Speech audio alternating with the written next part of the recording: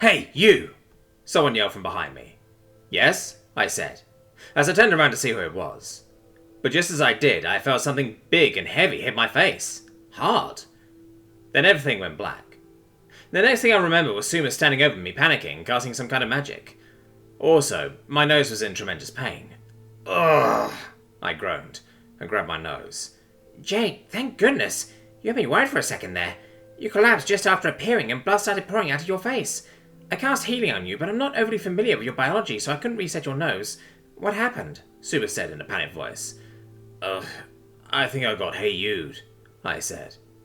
There was a moment of silence before Suma replied with, "Hey you'd?"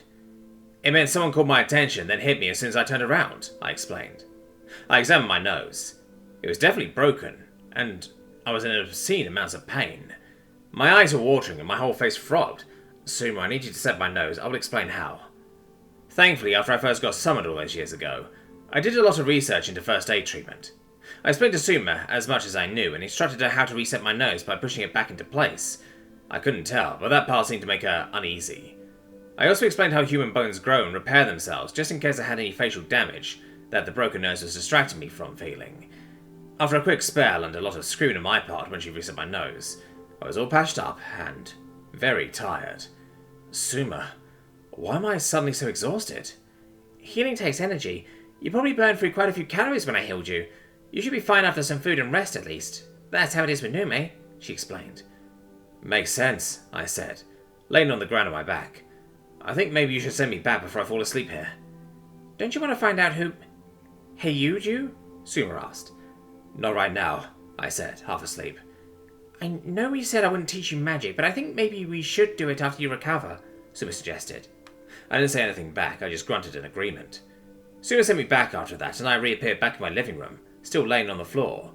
Normally I would sleep in my bed, but instead I just grabbed one of the pillows from my couch and a blanket, and slept on the floor so that I didn't have to move.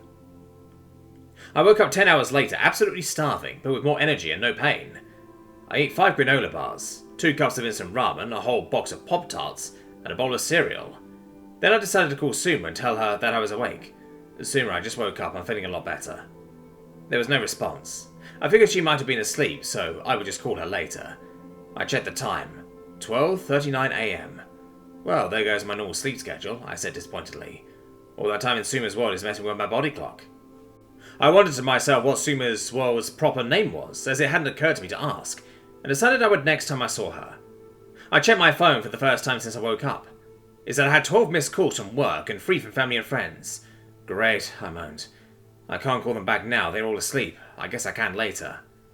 Until then, I had some cleaning and junk to do. I put away my dishes, then searched for cool names for my sword and shield online, and topped it all off with watching TV until 9 AM. Finally, I called back most of the people who called me. It was mostly my mum asking how my day was, and a friend wanting to know if I was free that weekend, but I knew my work wasn't calling about that. I missed an entire day, and I hadn't called anyone to let them know I wasn't coming in. I called my boss back at about 1100 and prepared myself for the worst. "Jake?" He answered the phone. "Hey, Mr. Vidal," I said, trying to sound much more calm than I actually was. "Jake, are you okay? You missed work yesterday and didn't call anyone," he asked. Yeah, sorry about that. I was with a friend and someone knocked me out. I spent several hours passed out from pain meds. I only woke up last night at midnight," I explained. "You were attacked? Are you alright?" he asked. "I'm fine now. The doctor had thought I broke my nose, but luckily I got away with only a mild concussion," I lied. "You shouldn't sleep with a concussion, Jake," Mr. Vidal said. "Yeah, but those meds didn't give me much of a choice," I laughed. "Well, are you going to be able to come into work today?" he asked. "Yes, sir. I will see you in a bit," I said. We said goodbye and I hung up the phone. I decided to try and call Suma again. "Hey, Suma, are you there?" I heard a yawn followed by, "Hey Jake, feeling better?" "Yeah, I'm fine now." "Hey, can you summon me in about 10 minutes? Sure, I guess. Why?" she asked sleepily. "I want to name my sword and shield and finally pick them. I just need a few minutes to get ready." "Okay," she said. "Just let me know when you are ready." With that, I went around my house grabbing a few things I thought might come in handy and throwing them into my backpack. "Okay, Suma. I'm ready."